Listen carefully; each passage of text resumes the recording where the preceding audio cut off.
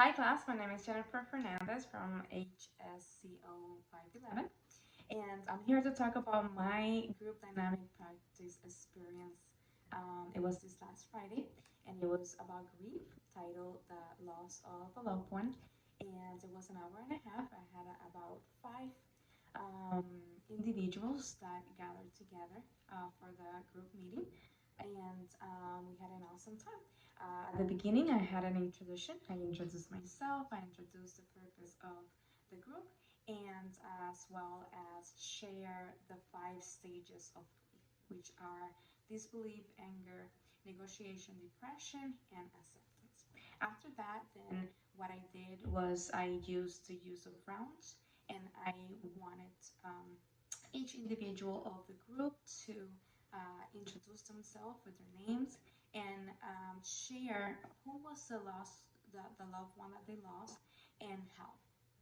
I just wanted for them to begin with the facts, because then I wanted them to get a little deeper into the emotions and what they feel, and how they go through um, the the experience of losing a loved one. After the rounds was done, um, I then I paired them. I divided them into group. In this instance, we had two males and three females. So naturally, the two males went together and the three females went together. What I have asked them to do was to then share the emotions that they experienced at the time of losing their loved one, and now how they feel now, and also to find a Bible verse that would encourage or speak life into that emotion. Then I give them a few amount of minutes, about 7 minutes, to do that.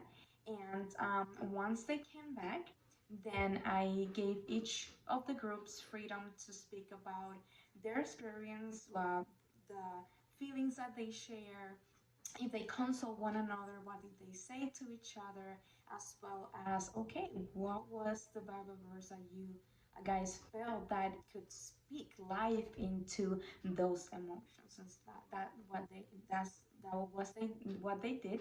I At that point, because I give them some freedom to share. Once I knew that someone was sharing more than I thought, then I tried to encourage those who were more quiet.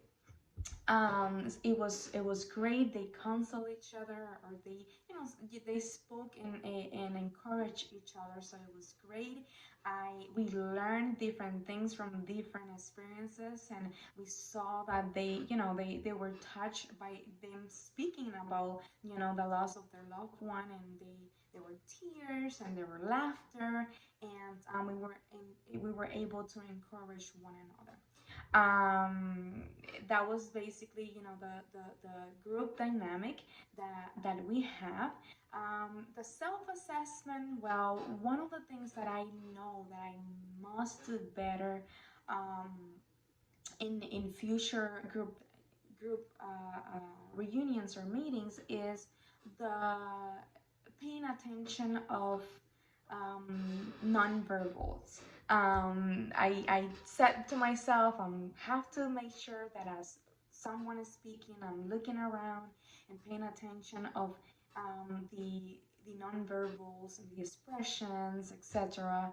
And I kind of forgot in the heat of the moment. I was paying attention to the person that was talking at that point, and it wasn't until afterwards that I realized, oh man, I didn't make sure that as one person was talking, I'm reading the room, and noticing the expressions of others, so I can then maybe give attention to that, and ask someone if they feel the same way, etc. So in conclusion, I wanted to share some of nuggets on how we can, certain disciplines we can exercise to be able to get over, right, a grief, or conquer that feeling of grief. And number one was express your emotions. We have to, we cannot just hide emotions, but we need to be able to be open about it and allow those, feel those emotions um, and express them. Number two is don't feel guilty. And because every time that we lose someone, we do feel guilty. Should I have done this? Should I not? And it's very tough on a human being. Guilt tend to kill us. So we want to be able to identify that and be able to grow out of guilt. Um, and number three is create a space for memories. Very important. We create many memories with our loved one, and we want to be able to cherish that in our hearts and in our minds.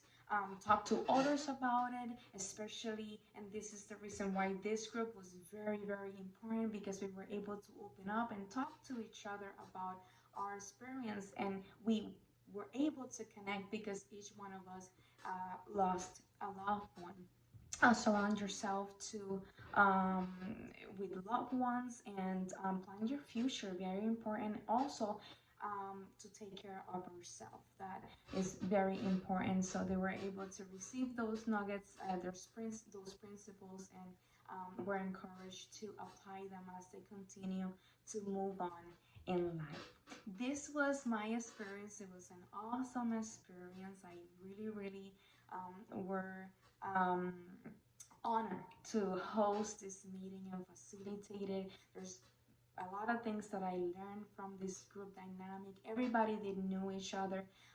The group was based or done in our church. My husband and I are pastors, so it was done there in our church here in Kissimmee, Florida, and they were members of our church. So I reached out to specific people that I knew that had lost a loved one and that could benefit from this experience, and they were forever grateful. They didn't know what to expect since they were kind of new in this type of a group meeting grief. I don't believe any one of them have been to a meeting such as this, but they you could see it in their face. They were enjoying their time. They bonded with each other, and we were able to know a little deeper of the experiences of our neighbors. So it was great. This is it. God bless you.